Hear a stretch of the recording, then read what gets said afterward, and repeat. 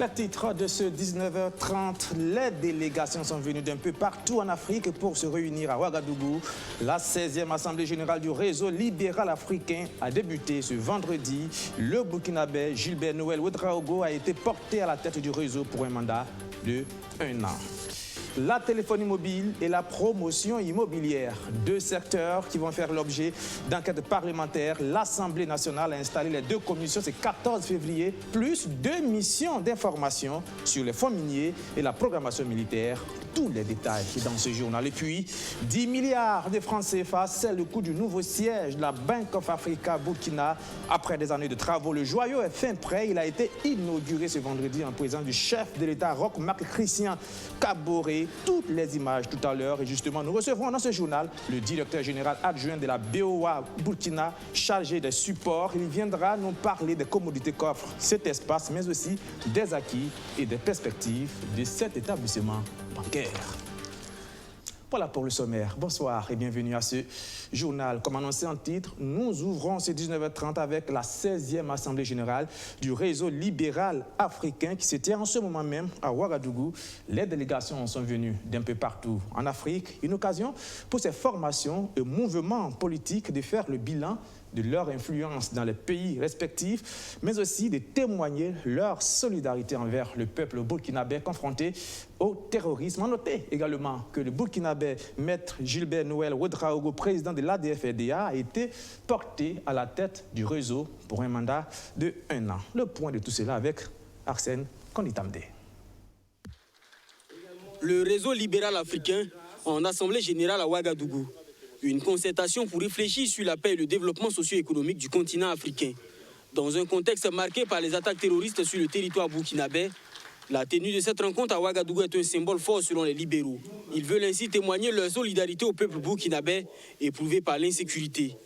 Nous avons profité de cette opportunité que nous offre cette Assemblée générale pour marquer notre solidarité au peuple burkinabé, mais surtout pour dire au peuple burkinabé qu'ils ne sont pas seuls dans tout ce qu'ils vivent au quotidien ici en matière sécuritaire. Ils ont des relais au niveau international qui les assurent du fait que tout ce qu'ils peuvent vivre comme problématique est réellement adressé ou pris en compte, ou bien les échos en sont faits pour que le soutien de la communauté internationale parvienne au peuple frère burkinabé.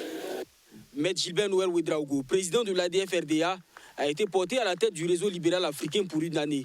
Un mandat qu'il mettra à profit pour renforcer l'ancrage du réseau dans les pays africains. J'ai pleinement conscience de la grandeur et du poids de la responsabilité qui est désormais la mienne, et je mesure la qualité du travail à fournir. Je m'engage, avec votre soutien à tous, à amener notre réseau le plus loin possible dans la réalisation de nos objectifs. La politique doit rester un instrument de développement. Elle doit nous permettre de donner le meilleur à nos peuples. Cette Assemblée générale est un moment pour les libéraux de faire le point des actions menées depuis la création du réseau. Plus de 2 décennies après, il y a de quoi être satisfait. Certains partis membres sont au pouvoir et d'autres sont en pole position pour y accéder dans plusieurs pays. Mais personne ne voulait être taxé de libéral parce que le libéralisme était perçu comme sauvage. Et ceux qui voulaient être des libéraux disaient non, notre libéralisme est à visage humain. Donc on se réjouit de constater aujourd'hui que le libéralisme est largement assumé dans notre continent. Très fier vraiment de cette présence massive de tous les libéraux, comme je le disais, de 5 régions, l'Afrique australe, l'Afrique de l'Est, l'Afrique centrale, l'Afrique du Nord, l'Afrique de l'Ouest. Le réseau libéral africain est composé de 47 partis membres et d'une quinzaine de partis observateurs. Ce 15 février, il devrait adopter un plan d'action triennal qui a pour objectif de travailler à l'avènement d'autres partis libéraux aux affaires dans plusieurs pays africains. Même si les résultats qu'elles produisent et les recommandations qu'elles formulent restent généralement sans effet et sans suite, eh bien, l'Assemblée nationale continue de mener des enquêtes. 2 nouvelles commissions d'enquête parlementaires viennent d'être installées ce vendredi. Elles concernent les secteurs de la téléphonie mobile et de la promotion immobilière. À cela, il faut ajouter 2 missions d'information parlementaire sur les fonds miniers et la programmation militaire. Les explications de Archimède Boy. 2 commissions d'enquête et 2 missions d'information installées officiellement ce vendredi 14 février à l'hémicycle. Les commissions vont enquêter l'une sur le système et les pratiques de promotion immobilière et l'autre sur le système de téléphonie mobile.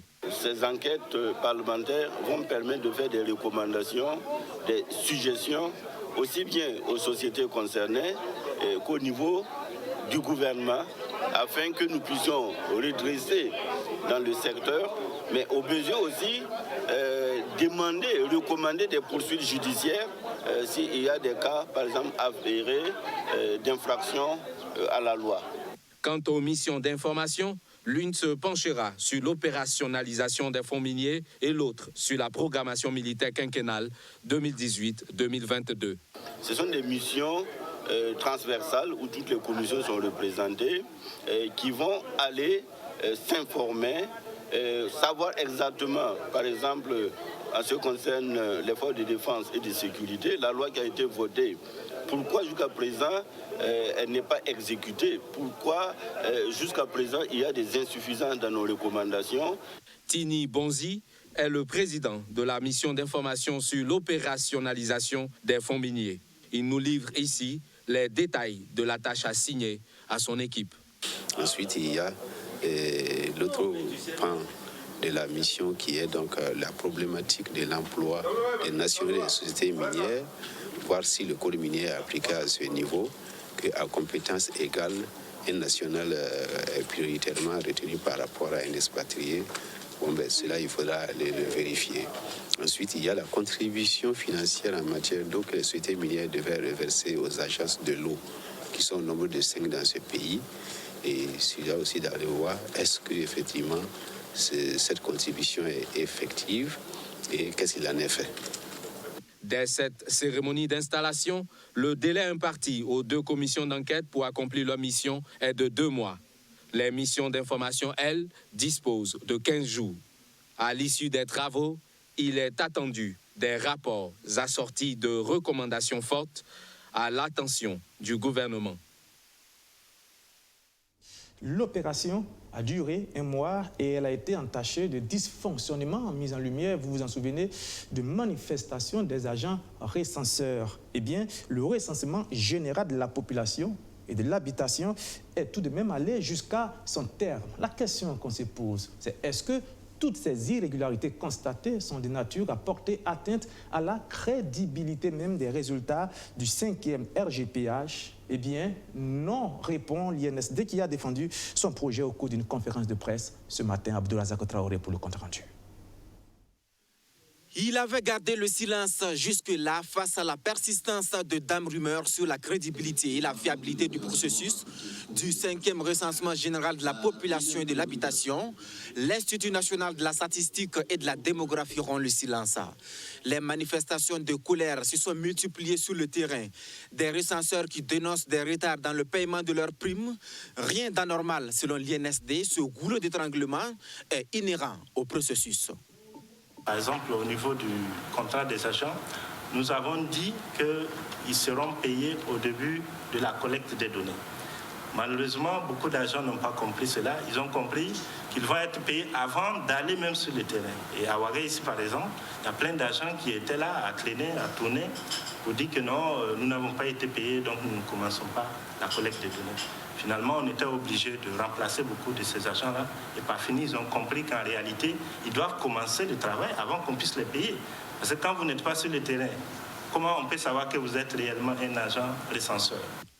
Mais le directeur général reconnaît tout de même que le planning ainsi déroulé rencontre des difficultés. Jusqu'à présent, les paiements ne sont pas achevés. À cela s'ajoute le mode de paiement qui n'a pas été efficace totalement. L'option électronique a montré quelques limites, mais l'INSD s'attelle à rattraper les choses. Et c'est la 3e tranche qui est en cours de paiement et beaucoup de provinces ont déjà reçu les paiements. Et ça se poursuit bien sûr parce qu'il y a tout un travail à faire. Il n'y a pas seulement que les listes qu'il faut regarder, il faut vérifier également si toutes les données ont été transmises, si le niveau d'atteinte du travail des agents est satisfaisant et ensuite maintenant procéder au paiement. Il y a même des listes qui ne sont pas encore arrivées à notre niveau parce que les équipes de terrain font déjà cette vérification préalable avant de nous transmettre. Et nous, quand nous recevons également, nous vérifions qu'effectivement les données étaient transmises. Le matériel surtout a été remis parce qu'il y a des agents qui peuvent détenir du matériel par devers. Et si vous ne vérifiez pas que le matériel a été remis, vous allez payer des gens qui vont partir avec le matériel. Cette situation a contribué à démotiver certains enquêteurs. Des enquêteurs qui ont également éprouvé des problèmes à recenser des ménages dans des zones urbaines. Les familles sont absentes toute la journée. Outre cette réalité, il y a eu aussi des contraintes issues de la cartographie censitaire. Une fois dans l'action, les recenseurs ont découvert une bonne partie occultée dans la cartographie, ce qui a alourdi les tâches et exigé de nouvelles manières de faire. Des localités ont été oubliées. Au regard de ce contexte qui a eu un impact sur la qualité des données, l'INSD a prolongé le processus. Du 13 au 31 janvier, le dénombrement s'est poursuivi. Les résultats préliminaires, eux, sont attendus pour le 28 février prochain. Mais d'ores et déjà, l'INSD et le Fonds des Nations Unies pour la population, partenaires du projet, valident tout le processus jusque-là. Aucun incident majeur ne s'est produit malgré la situation sécuritaire fragile. Plus de 95% du territoire ont été couverts.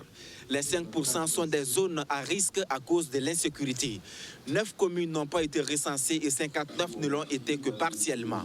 Des techniques statistiques seront développées pour estimer le nombre de personnes dans ces zones.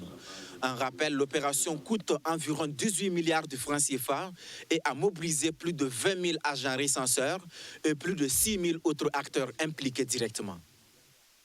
Toute autre chose, et direction le palais de Koussiam, où le chef de l'État a reçu en audience ce 14 février une délégation de la conférence épiscopale de Burkina-Niger, laquelle conférence tient en ce moment même sa 2e assemblée générale de l'année à Ouagadougou. Vous pouvez le voir sur ces images, le chef de l'État et les évêques. Je vous propose d'écouter le porte-parole de la délégation, Monseigneur Laurent Dabiré, il est l'évêque de Dori. Merci. Alors, les évêques de la conférence épiscopale Burkina-Niger ont leur assemblée, 2e assemblée de l'année, ici à Ouagadougou. Et l'occasion était bonne pour nous donc, de venir saluer le président du Faso et lui présenter nos vœux de bonnes et heureuses années pour lui-même, sa famille, ses collaborateurs et pour notre pays, afin que nous puissions vivre une année de paix, d'entente, d'unité, de collaboration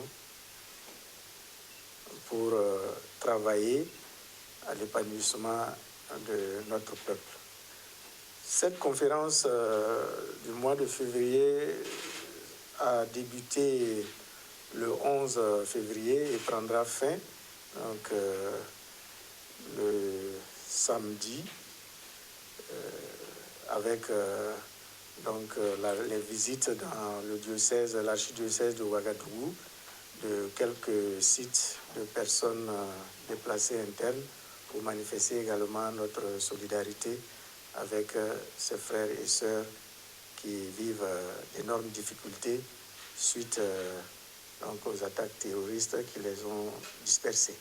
Avant cette audience avec 16 autorités religieuses catholiques, Roch Marc Christian Kaboré a marqué de sa présence la cérémonie d'inauguration du nouveau siège de la Bank of Africa Burkina, un joyau d'une valeur de 10 milliards de francs CFA capable d'accueillir 1000 personnes environ. Plus de 20 ans après sa création, BOA Burkina voit toujours et encore les choses en grand. Rémi Lambert les pieds. S'offrir un siège de 10 milliards de francs CFA, c'est l'apanage des grandes entreprises. La Bank of Africa l'est et elle l'a fait. Cette belle architecture du type R+6 située à la Zaka se veut tout un langage d'une entreprise aux grandes ambitions. Le joyau que nous inaugurons ce jour puise sa source dans la culture africaine, plus précisément burkinabé, avec des symboles forts, comme le grand calao de savane, réputé pour son pouvoir de fécondité, le serpent en bois qui décore les concessions Cassema pour son pouvoir protecteur, et de la poupée Ashanti qui est l'élément symbole du logo de Bank of Africa. En construisant ce siège, nous avons souhaité que chacun trouve ici les moyens de travailler dans les meilleures conditions de confort, de convivialité, mais aussi rassembler la majorité des collaborateurs, condition sine qua non de la cohésion des équipes. Résolument tournée vers le futur, la première banque du Burkina cotée en bourse veut non seulement se rapprocher de sa clientèle, mais aussi investir davantage dans des projets structurants au profit du développement du Burkina. Les grands axes stratégiques de développement, à savoir l'accélération sur la PME, le digital, la transformation digitale, tous les canaux web, etc., aussi bien pour les particuliers que pour les entreprises. Et enfin, le troisième levier qui est le trade finance, avec une orientation particulière sur les secteurs d'activité où nous voulons opérer, à savoir le marché primaire. Nous avons une part de marché trop faible et l'idée, c'est d'aller dans les secteurs agricoles sur les 3 années à venir, doubler un peu notre capacité là-dessus. Enfin, le secondaire, tout ce qui est industrie, dans lequel le pays a besoin d'efforts soutenus pour industrialiser le pays. Déjà présente dans les secteurs de la santé, de l'éducation et de la culture à travers sa fondation, cette vision de banque citoyenne et de développement est saluée par le chef de l'État. Je voudrais saluer également cette banque pour cette confiance, parce qu'elle est actionnaire, elle participe au développement. Et pour tous les engagements de participer au développement des PME, PME Burkina Faso sur les années à venir, pour permettre non seulement de renforcer, notre économie, de créer également des emplois, toutes choses qui participent à la croissance économique de notre pays. Ce nouveau siège de la Bank of Africa Burkina Faso peut accueillir 1 millier de personnes. Il abrite 4 points de vente et l'ensemble des services et départements de la BOA, la banque certifiée ISO 9001, version 2015.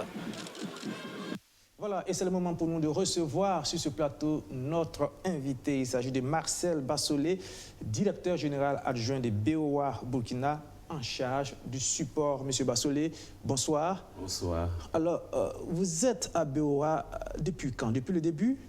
Bon, je suis à BOA depuis l'ouverture, depuis 1998. Depuis 1998. Oui. En ce moment, il y avait combien d'agents à BOA Africa? Nous étions 28. 28 agents. 28 agents.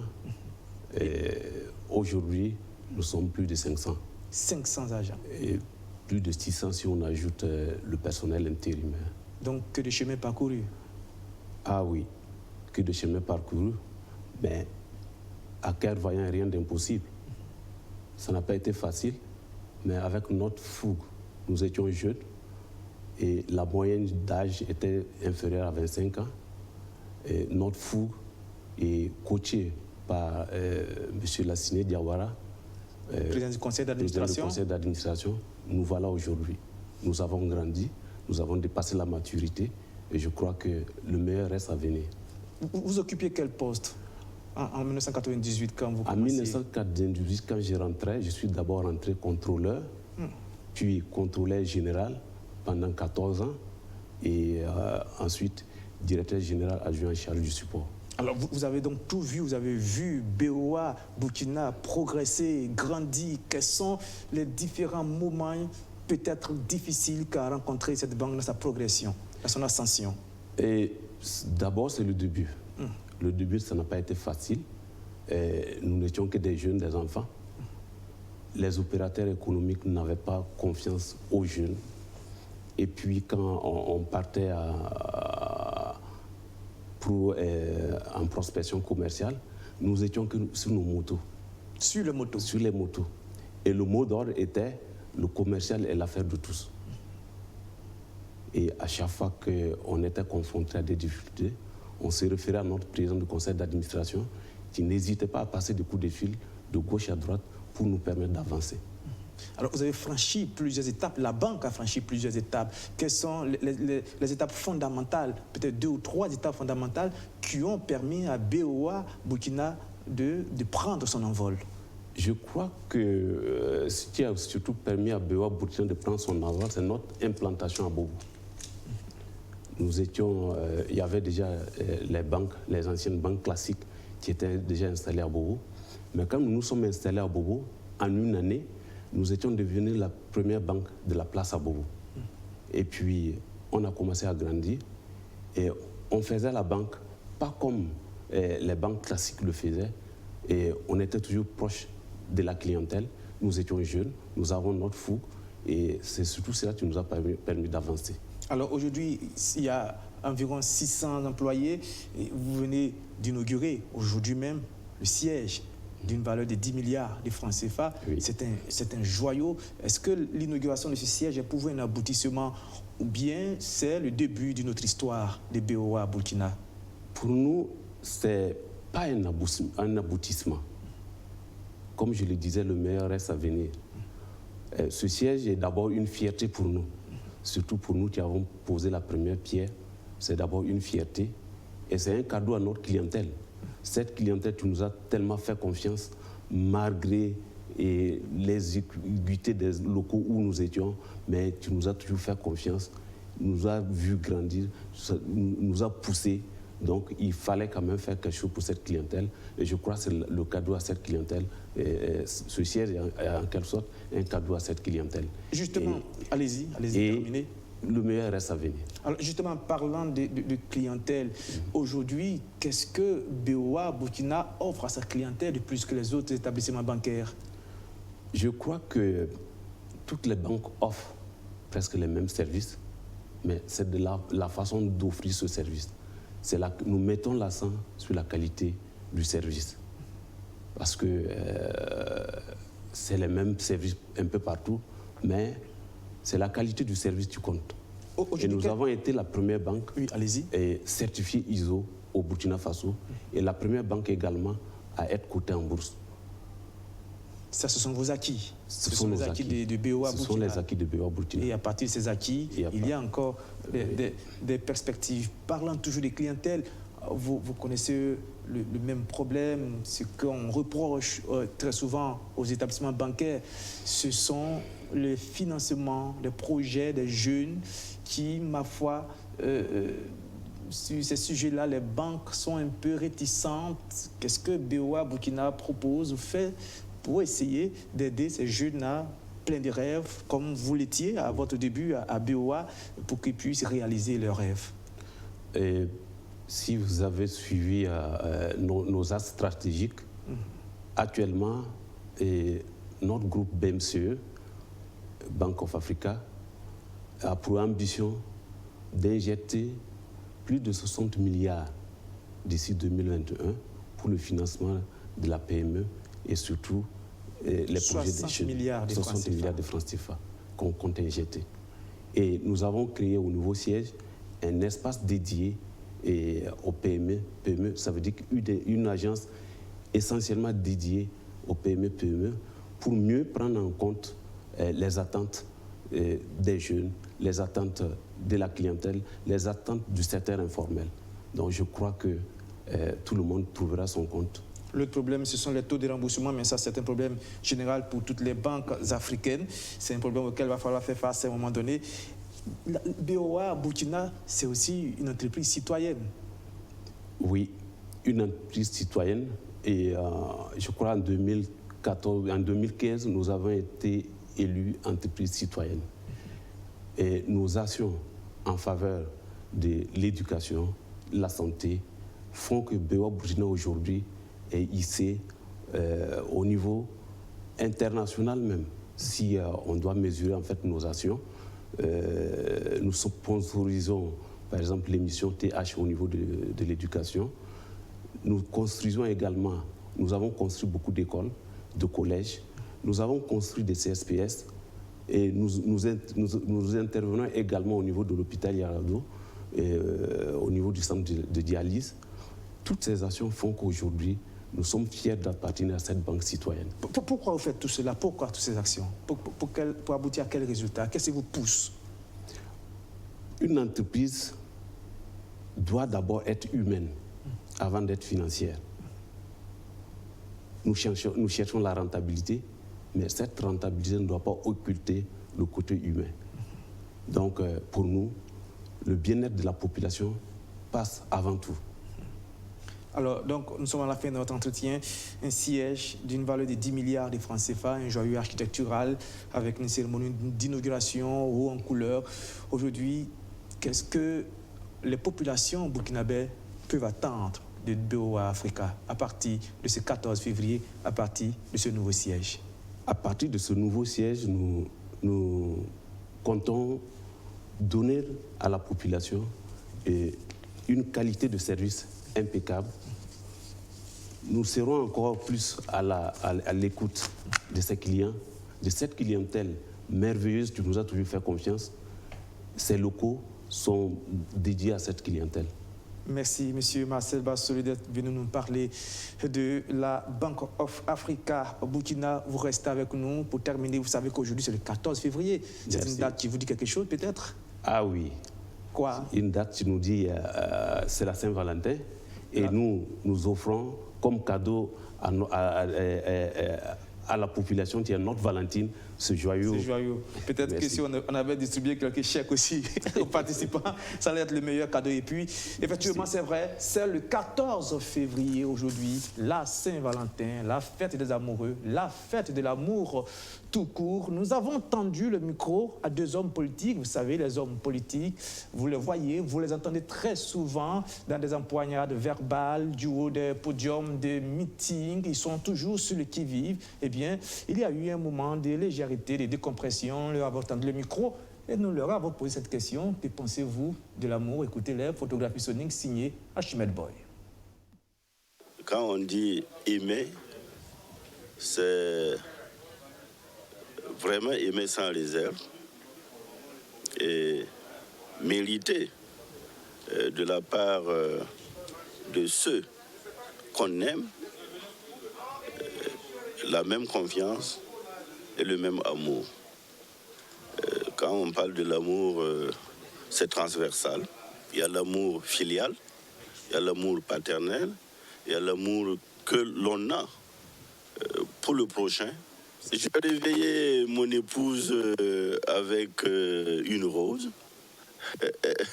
Je pense qu'elle avait même oublié que c'était aujourd'hui Saint-Valentin. Et quand je lui ai dit, ma Valentine, réveille-toi, elle a vu la fleur, elle a porté ça à sa coiffure pour aller au travail. Je l'ai embrassée et je suis venu au boulot. Merci. C'est beau l'amour, c'est beau.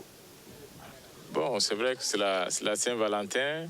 C'est une fête nouvelle dans nos cultures, surtout au niveau de la jeunesse, mais pas la jeunesse, mais tout le monde. Donc c'est la fête des couples. C'est vrai qu'aujourd'hui, 14 février, est dédié à ça, mais je pense que l'amour se vit toute l'année. Donc c'est chaque jour que l'amour est mis à épreuve, et c'est chaque jour qu'il faut exprimer son amour pour son conjoint ou sa conjointe, et aussi pour son prochain. Bon, d'abord, avant de se quitter ce matin pour aller au boulot, on s'est souhaité bonne fête. Et puis, ce soir, on va se retrouver certainement au restaurant avec les enfants. Voilà, c'est toujours surprenant d'entendre nos hommes politiques parler d'amour. Maître Benoît Sankara disait: l'amour est beau, l'amour supporte tout, l'amour aime tout, l'amour pardonne tout, l'amour ne soupçonne point le mal. Voilà, j'essaye de faire mon Caroline Yodas qui devait être ici.